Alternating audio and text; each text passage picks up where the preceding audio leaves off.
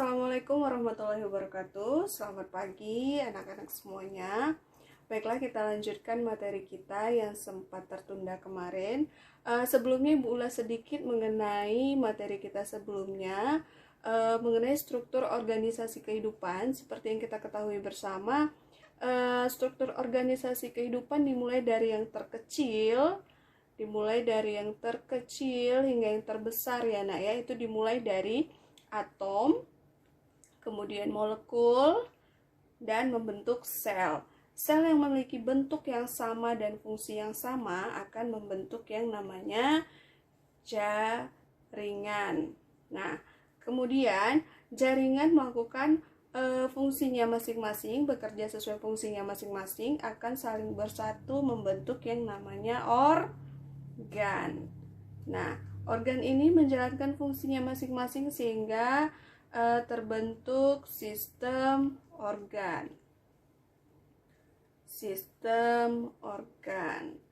Nah, sistem organ bekerja masing-masing sesuai fungsinya membentuk namanya organisme. Organisme nanti akan membentuk yang namanya populasi, kemudian komunitas, ekosistem, hingga bioma dan biosfer. Pada hari ini kita akan melanjutkan mengenai sistem organ dahulu ya, karena kemarin jaringan dan sel sudah kita bahas. Oke, kita bahas sistem organ yang pertama, yaitu sistem, udah habis spidol Ibu nih.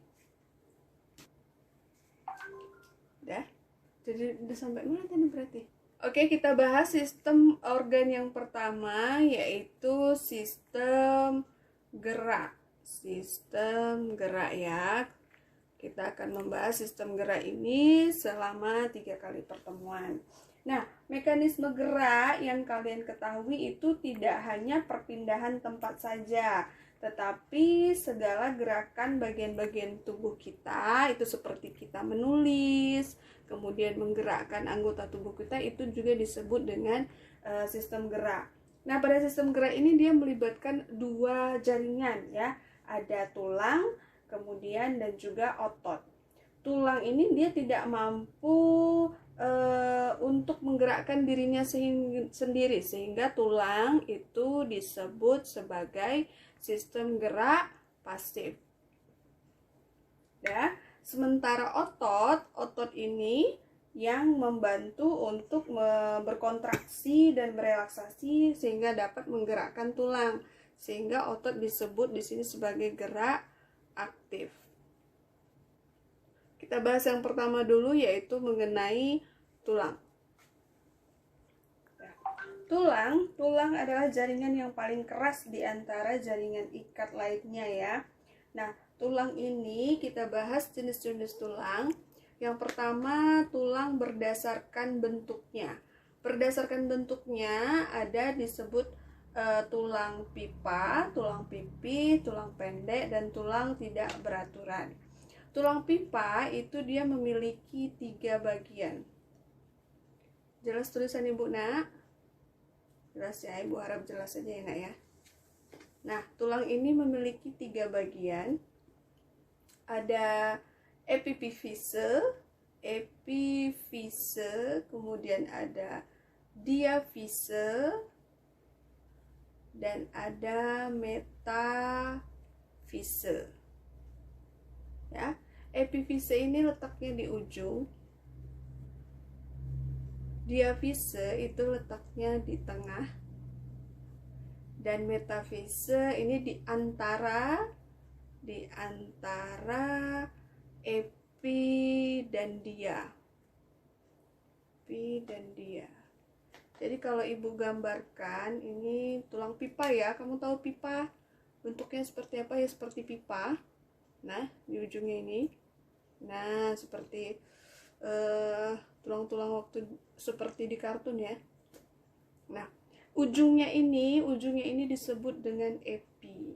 Ini epi, di sini epi. sementara ini disebut dengan dia. Nah, di antara epi dan dia ini disebut dengan metafise. Itu dia tadi tulang pipa. Tulang pipa itu contohnya di mana?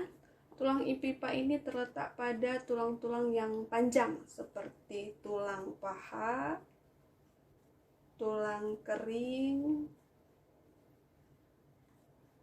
tulang lengan atas dan bawah. Pokoknya yang panjang-panjang ya, itu tulang pipa. Kemudian ada tulang pipi. Tulang pipi itu bentuknya pipi.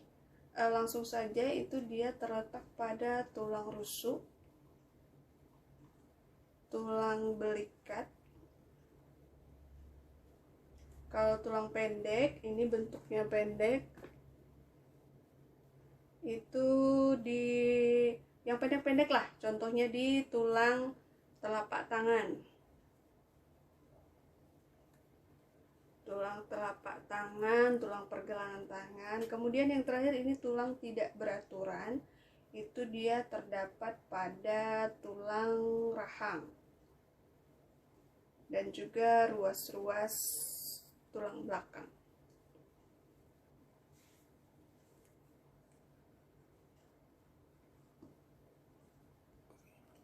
Oke, kalau tadi jenis tulang berdasarkan bentuknya, dan ini kita bahas jenis tulang berdasarkan jaringan penyusunnya atau bahan pembentuk jaringan itu sendiri. Ya, di sini ada dua, ada tulang rawan dan tulang sejati. Tulang rawan atau disebut dengan kartilago, sementara tulang sejati itu disebut dengan osteon. Nah, kalau di beberapa soal nanti ada keluar itu sama ya. Kita bahas perbedaan dari kedua jenis tulang itu.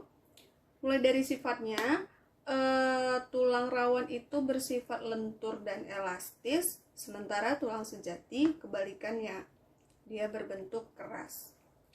Matriksnya, bahan penyusunnya itu dia kalau tulang rawan itu memiliki banyak kolagen, sementara tulang sejati itu sedikit kolagen. Dia kebalikannya saja. Kalau tulang rawan dia sedikit kapur, tulang sejati banyak kapur. Nah, untuk sel penyusun tulang rawan itu sendiri terdiri dari kondroblast dan kondrosit. Apa perbedaannya? Kalau kondroblast ini dia menyusun kondrosit, sementara kondrosit itu dia menyusun tulang rawan. Tulang sejati juga seperti itu, osteoblast dan osteosit.